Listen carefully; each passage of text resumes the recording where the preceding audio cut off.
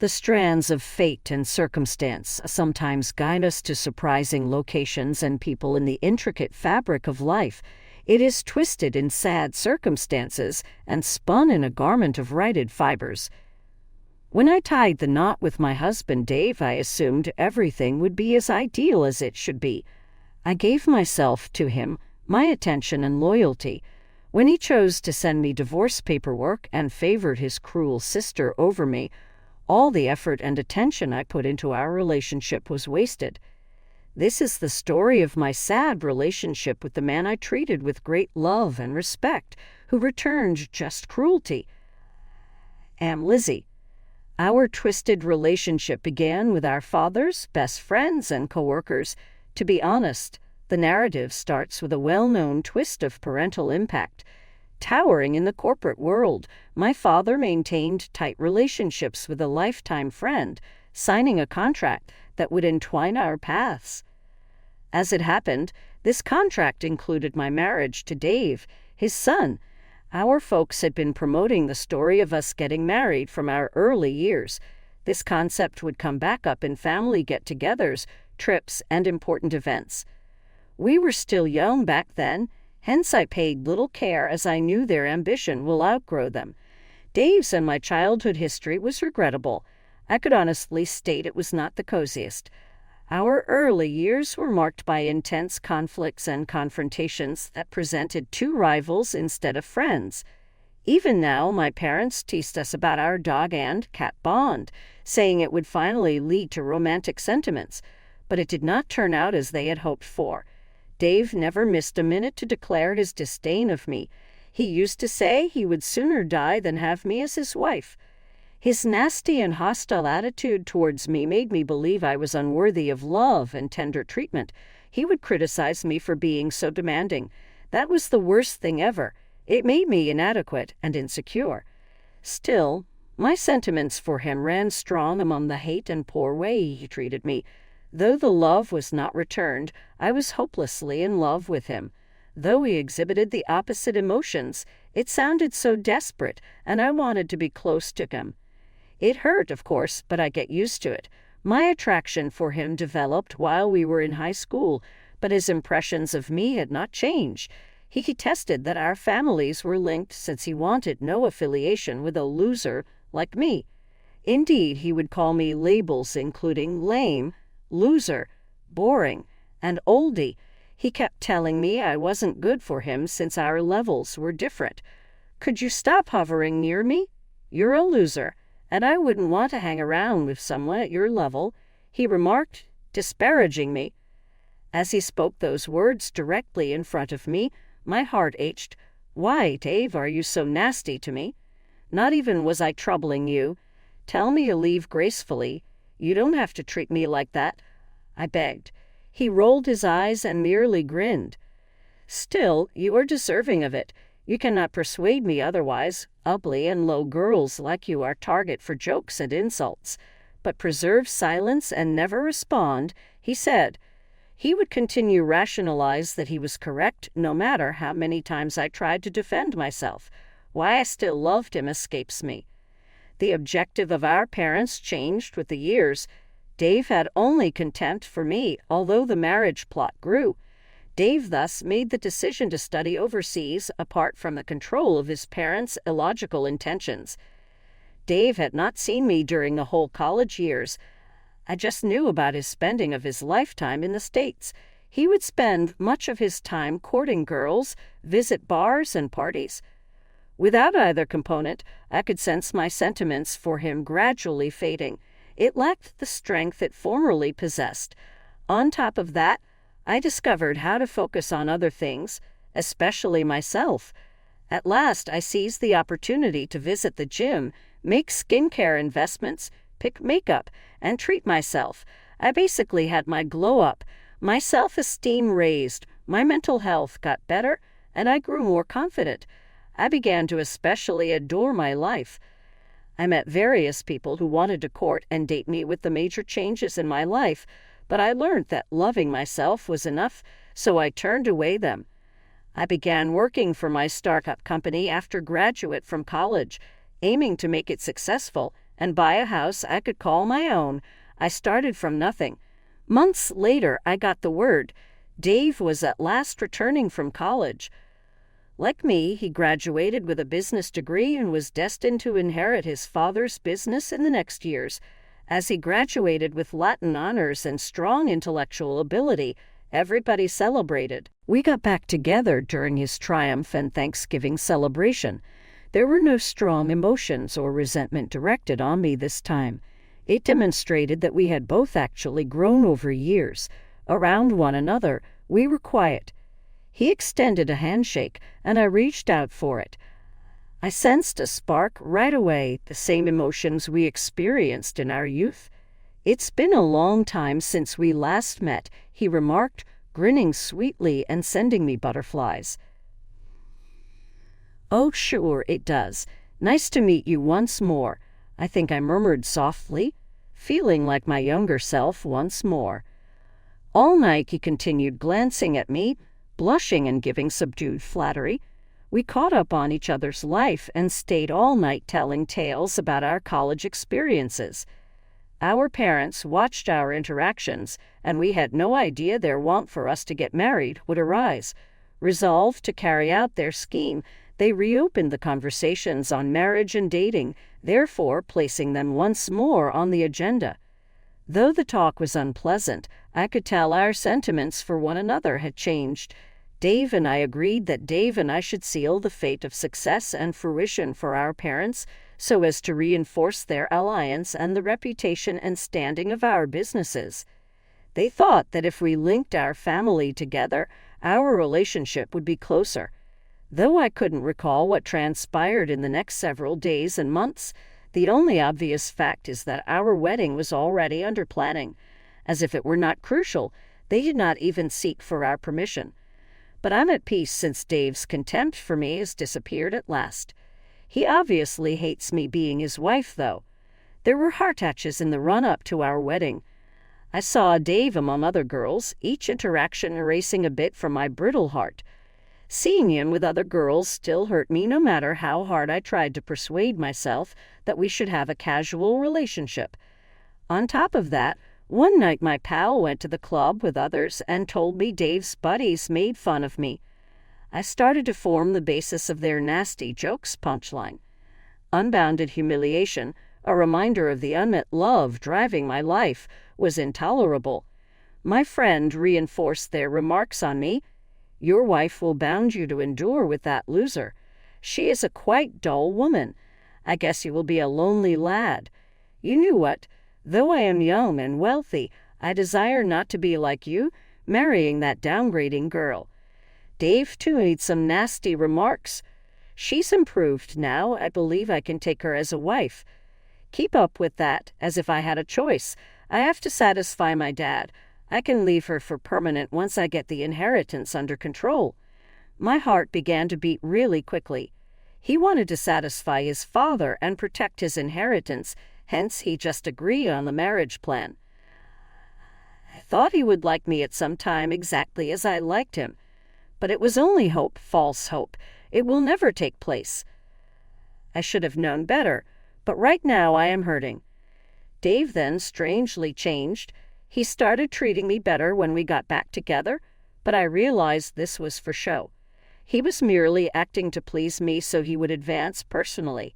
His eyes, his manner softened, and he started treating me kindly.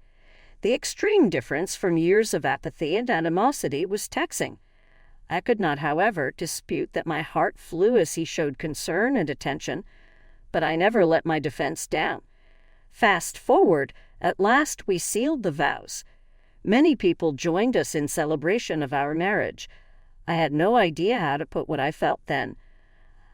I felt dissatisfied. Driven into this for the wishes of my parents, I expected a life of suffering and heartbreak. Early on in our marriage, it felt as though love was at last flowering between us. Still, we were not kind to one another. We hardly slept in the same bed. Every kind deed was an exhibition for everyone to enjoy. Our first year of marriage was spent mostly in performance for everyone. Arguments were, of course, also present. Dave came home intoxicated one night. His birthday fell here. He wanted to spend time with his pals, hence he turned down celebrating it with my family. Of course, I expected that since he constantly pushing in my face that I was just a boring woman to be with. "Oh, look who we have here, the loser," he snorted. When I heard those words, I was tidying the living room. My hold on the curtain tightened, but I stayed quiet, resolved not to provide him the gratification of a response. "The most dull wife available anywhere. That's you, correct?" His voice clearly sounded mocking. Tightened my jaw, struggling to keep my cool, then turned away his sharp eyes. "I sometimes wonder what it would be like if I hadn't been compelled into this marriage to you." "Most likely much less boring," he said mercilessly. My heart hurt from the nasty words he spoke, and my fingers shook just slightly. Still not allowing his verbal onslaught to break my stillness, I inhaled steadyingly. "Less valuable. You are like that. Not even a reasonable discussion is something you could hold." His intoxicated comments cut right through me. Though my chest clenched, I said nothing. My quiet turned into a weapon, a counterpoint for his poisonous remarks. "I suppose by now you are accustomed to this? Becoming invisible. Being little. You are rather good at this." He never turned in his work. He continued to toss slights at me. Though I wiped them away, resolved to be strong, my eyes shimmered with unshed tears. "Well, darling, not to worry. I'll look for someone who is anything from dull. Someone who enlivens my life." What he just said really stunned me. My hands closed into fists, my nails biting into my palms. Tears welled up as the weight of his comments tore at me. He laughed at me just now. "Pathetic. I'm just honest. You're not able to be honest," he said sarcastically. I inhaled deeply, steadying myself. I cleaned away a tear that had leaked, not let his cruelty define my value. I was towering, a silent monument to fortitude against hardship. But then one day Kira, his half-sister, showed up without invitation. I had no idea he had younger sisters. We had known one another from our early years. She came from his mother's side, he told me. His parents separated when he was 5. From now on, Kira was to live with us. As Kira took front stage, my husband's metamorphosis was ephemeral and disappeared into the shadows. Dave's cold, apathetic behavior was more noticeable with her arrival. I watched from behind, a bystander to his developing loyalty to Kira. Their relationship grew and jealously hurt in my heart. I regularly watched them laughing, chatting, and even staying up late together. My doubts grew, and I couldn't understand they were simply siblings. But Kira's front was only that, a false mask covering her actual goals. Her mean-spiritedness and bullying proved evidence of her evil character. Though I knew all too well that she and Dave had conspired against me, her hate was unexplainable. She continued to be nasty to me. She would treat me cruelly, sometimes like a servant, whenever Dave wasn't present. "Your brother informed me you're not very excellent, thus kindly do my laundry for me." "At least you'll be acting moral," she would snort. She was really nasty, and Dave would always treat her well. He treated her well in comparison to me. Tried my best to live with it, concentrating on my career and completing the building of our ideal house. About 80% of our house was my contribution as well. The turning point in our narrative then came when Dave said he wanted Kira the house I had created, a monument to 5 years of unflinching commitment. It makes no difference if you say you paid for practically everything. You will follow all I say. I am your husband. About your feelings, I have no interest. My sister is due a house. You know what will happen if I divorce you. Obey me, or I will do that. Your father will despise and disown you, he said. Still, his last-ditch attempt to bend me to his will, a threat of divorce, did not break my will. I carried a secret that would permanently tip the scales of power. Under Kira's clever facade came a startling discovery. By means of background research, I revealed the truth. Dave's mistress, not half-sister. I spent every dollar I had running a background check on her when she first came into our lives. Under my unaware eye, their affair was an open secret carried out in the house I had built with tears and labor. Equipped with proof, I searched Dave's father for the truth about his son's treachery. As the understanding dawned, fury burned in his eyes. He quickly repudiated Dave. Once my pride and delight, the house became his father's acquisition, and I was paid for my work. He insisted on giving me twice its worth so that I would have money of my own. Dave's father drove them from my house, including the mistress. Right before us, he disowned Dave. As Dave's father tore up the letter declaring Dave as the successor of his company, I watched how terror flashed before Dave's eyes. Dave's riches and inheritance tore just as he tore the paper, and his mistress ran since she was now poor. I started a divorce, cutting the final links holding us together. Dave's universe collapsed, his acts plaguing him constantly. The retribution was a lyrical triumph over the powers trying to break me, not only fulfilling. I came out of it all stronger, driven by the notion that my cleverness and tenacity had flipped the script for people who had undervalued me. The storm left behind a range of feelings. As the bonds of a loveless marriage were at last severed, I felt release. Years of emotional upheaval, shame, and betrayal started to weigh less. Knowing that my strength had won, and that I had negotiated the dangerous seas of dishonesty and come out on top gave me comfort once the divorce was finalized. The next days presented difficulties as well. The whispers of society told another tale, one in which I was the culprit, having split apart an apparently content family. Behind closed doors, though, people were gradually solving the riddle and revealing the truth buried under layers of lies. The aftermath featured equally mixed feelings, from friends who had always stood by me and from those who had seen my marriage change. I discovered support in unlikely places. As they say, the truth shows itself, and with it came fresh appreciation for my resiliency. One important turning point was Kira's leaving from our life. Her real name and goals were revealed like wildfire, revealing her as the manipulative interloper she had been. Her humiliation was poetic retribution, reflecting the damage she caused upon me. Her leaving closed a chapter ending in the great narrative of my life. Dave's sentence was severe, appropriate for his degree of betrayal.